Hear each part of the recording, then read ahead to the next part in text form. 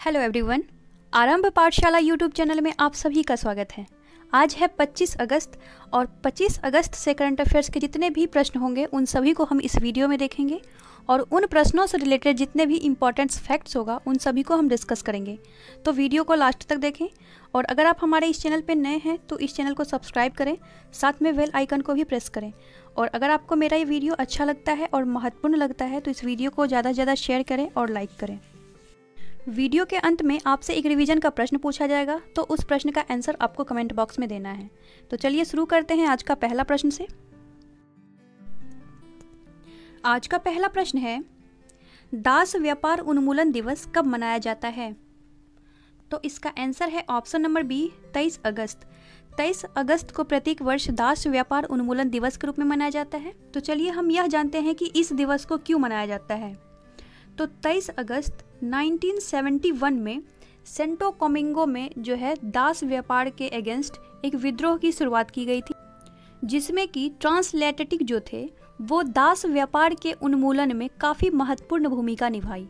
तो इन्हीं को स्मरण करने के लिए प्रत्येक वर्ष 23 अगस्त को दास व्यापार उन्मूलन दिवस के रूप में मनाया जाता है।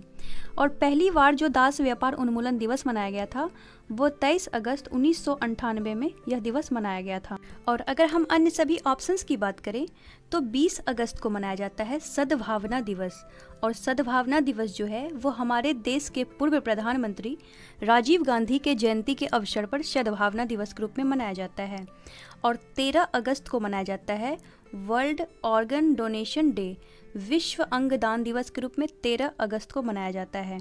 और 12 अगस्त को मनाया जाता है वर्ल्ड यूथ डे, विश्व युवा दिवस जो है 12 अगस्त को मनाया जाता है। यहाँ से एक और पॉइंट्स आप लोग याद रखेंगे कि 12 अगस्त को वर्ल्ड यूथ डे विश्व युवा दिवस के रूप में मनाया जाता है, लेकिन 12 जनवरी को मनाया जाता है नेशनल यूथ डे, राष्ट्रीय युवा दिवस। और राष्ट्रीय युवा दिवस जो है ये 12 जनवरी को स्वामी विवेकानंद जी के जन्म दिवस के अवसर पर मनाया जाता है।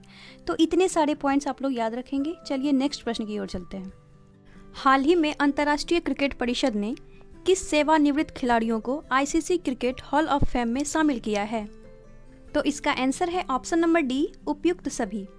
अंतर्राष्ट्रीय क्रिकेट परिषद ने जैक्स कैलिस, लीसा एस्टोलेकर और जहीर अब्बास, इन तीनों को ICC cricket hall of fame में शामिल किया है। अंतर्राष्ट्रीय क्रिकेट परिषद के द्वारा जैक्स कैलिस, लीसा एस्टोलेकर और जहीर अब्बास, इन तीनों को ICC cricket hall of fame में शामिल किया है।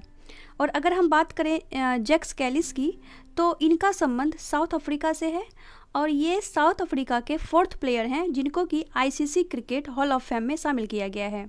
और अगर हम बात करें लीसा एस्टोलेकर की, तो ये ऑस्ट्रेलिया की प्लेयर हैं। और जहीर अब्बास जो हैं ये हैं पाकिस्तान के प्लेयर। और जहीर अब्बास पाकिस्तान के 6ठे ऐसे प्लेयर हैं जिनको कि ICC cricket hall of fame में शामिल किया गया है। और जहीर अब्बास को एशियाई ब्रेडमैन के नाम से भी जाना जाता है। अब यहाँ बात आई है आईसीसी की, तो इसका फुल फॉर्म है इंटरनेशनल क्रिकेट काउंसिल और इसकी स्थापना हुई थी 1909 ईस्वी में। प्रेजेंट टाइम में जो आईसीसी के चेयरमैन हैं वो है इमरान ख्वाजा और प्रेजेंट टाइम में जो आईसीसी के सीईओ हैं वो है मनु साहनी। तो इतने सारे पॉइंट्स आप लोग याद रखेंगे। तो चलिए नेक्स्ट प्रश्न की ओर चलते हैं। हाल ही में किस राज्य सरकार ने वर्ष 2023 तक सभी घरों में 100% नल का जल की कनेक्शन प्रदान करने की घोषणा की है? तो इसका आंसर है option number C, Arunachal Pradesh. Arunachal Pradesh के मुख्यमंत्री के द्वारा यह घोषणा की गई है कि वर्ष 2023 तक सभी घरों में 100% नल का जल का कनेक्शन प्रदान की जाएगी। और अब बात आई है अरुणाचल प्रदेश की, तो चलिए हम इसको इंडिया के मैप में देखते हैं। अरुणाचल प्रदेश का लोकेशन ये है इंडिया के मैप में अरुणाचल प्रदेश का लोकेशन। और इसका जो कैपिटल है वो है ईटानगर। और प्रेजेंट टाइम में जो यहाँ के चीफ मिनिस्टर है वो है प्रेमा खांडू। प्रेजेंट टाइम में जो यहाँ के गवर्नर है वो है बीडी मिश्रा। और अरुणाचल प्रदेश में जो विधानसभा की सीटों की संख्या है वो है 60, जिसमें कि लोकसभा की सीटों की संख्या है 2 और राज्यसभा की सीटों की संख्या है 1। अरुणाचल प्रदेश से एक पॉइंट आप लोग और याद रखेंगे कि अरुणाचल प्रदेश में एक नेशनल पार्क है जो कि काफ़ी प्रसिद्ध है, उसका नाम है Namdapha national park. Namdapha national park. तो चलिए नेक्स्ट प्रश्न की ओर चलते हैं। हाल ही में डीबीएस बैंक इंडिया लिमिटेड ने किसे अपना एमडी एंड सीईओ के रूप में नियुक्त किया है? तो इसका आंसर है ऑप्शन नंबर ए, प्रशांत Joshi. DBS bank India limited ने प्रशांत जोशी को अपना एमडी एंड सीईओ के रूप में नियुक्त किया है। और अब यहाँ बात आई है डीबीएस बैंक की, तो डीबीएस बैंक का फुल फॉर्म है डेवलपमेंट बैंक ऑफ सिंगापुर, और इसकी जो स्थापना हुई थी वो 1969 में हुई थी, और इसका जो हेडक्वार्टर है वो सिंगापुर में है। और अब इस बैंक के जो एमडी एंड सीईओ नियुक्त किए गए हैं वो प्रशांत जोशी को नियुक्त किए गए हैं। अगर हम अन्य सभी ऑप्शंस की बात करें तो जीपी गर्ग ये वर्तमान समय में सेबी के नए कार्यकारी निर्देशक के रूप में इन्हें नियुक्त किया गया है, और लासवनी भाटिया को एसबीआई के नए एमडी के रूप में नियुक्त किया गया है। अशोक लवासा इन्हें एडीबी बैंक के नए उपाध्यक्ष के रूप में नियुक्त किया गया है। तो चलिए नेक्स्ट प्रश्न की ओर चलते हैं। हाल ही में इजराइल ने किस देश के साथ पहली बार टेलीफोन सेवा शुरू की है? तो इसका आंसर है option number B, UAE. Israel ने यूएई के साथ पहली बार टेलीफोन सेवा शुरू की है। और अब यहाँ बात आई है इजराइल की, तो चलिए हम इसको वर्ल्ड मैप में देखते हैं। इजराइल का लोकेशन ये है वर्ल्ड मैप में इजराइल का लोकेशन, और इसका जो कैपिटल है वो है जेरूसलम, इसको यरूशलेम भी कहा जाता है। और यहाँ की जो करेंसी है वो है न्यू शेकल। प्रेजेंट टाइम में जो यहाँ के प्राइम मिनिस्टर है वो है बेंजामिन नेतन्याहू। से एक और पॉइंट्स आप लोग याद रखेंगे कि इजराइल में एक स्थान है तेल अवीव,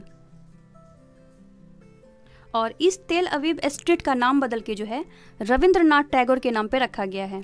रविंद्रनाथ टैगोर के 159th बर्थ एनिवर्सरी पे इस तेल अवीव स्ट्रीट का नाम टैगोर स्ट्रीट रखा गया है। तो इतने सारे पॉइंट्स आप लोग याद रखेंगे। तो चलिए नेक्स्ट प्रश्न की ओर चलते हैं। हाल ही में किस देश में एक बड़े प्राकृतिक गैस रिजर्व की खोज की गई है? तो इसका आंसर है ऑप्शन नंबर डी, तुर्की। तुर्की ने काला सागर के तट के समीप एक बड़े प्राकृतिक गैस रिजर्व की खोज की है, और इस गैस रिजर्व की जो मात्रा है वो 320 बिलियन क्यूबिक मीटर तक है। और तुर्की वर्ष 2023 तक इस प्राकृतिक गैस रिजर्व से गैस निकालने और इसका उपयोग करने की उम्मीद भी जताई है। इससे पूर्व तुर्की अपनी ऊर्जा के लिए रूस पर डिपेंड रहता था और अपनी आपूर्ति में विविधता लाने के लिए भी उत्सुक रहता था, लेकिन अब इस प्राकृतिक गैस रिजर्व की खोज के बाद आयात पर देश की निर्भरता को भी कम करने में मदद मिलेगी। और अब यहाँ बात आई है तुर्की की, तो चलिए इसको हम वर्ल्ड मैप में देखते हैं। तुर्की का लोकेशन ये है मेडिटेरियन सी, और ये है काला सागर ब्लैक सी, और यहाँ स्थित है टर्की। और टर्की का जो कैपिटल है वो है अंकारा, और यहाँ की जो करेंसी है वो है टर्किश लीरा। और प्रेजेंट टाइम में जो यहाँ के प्रेसिडेंट हैं वो है तैयब एर्दोगन। और यहाँ पे जो ये काला सागर स्थित है, और इसी काला सागर में अभी टर्की के द्वारा प्राकृतिक गैस रिजर्व की खोज की गई है, इसी काला सागर में। तो चलिए नेक्स्ट प्रश्न की ओर चलते हैं। हाल ही में किस देश ने कोविड-19 का पता लगाने के लिए सलाइवा डायरेक्ट नामक एक रैपिड टेस्ट की शुरुआत की है? तो इसका आंसर है ऑप्शन नंबर ए, अमेरिका।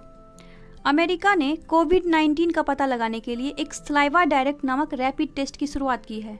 तो चलिए हम यह जानते हैं कि सलाइवा डायरेक्ट रैपिड टेस्ट क्या है। तो सलाइवा डायरेक्ट रैपिड टेस्ट में क्या होगा कि जो हमारे माउथ में सलाइवा बनता है, जो मतलब लार जो बनता है हमारे माउथ में, तो उस लार के माध्यम से जो है कोविड-19 का टेस्ट किया जाएगा।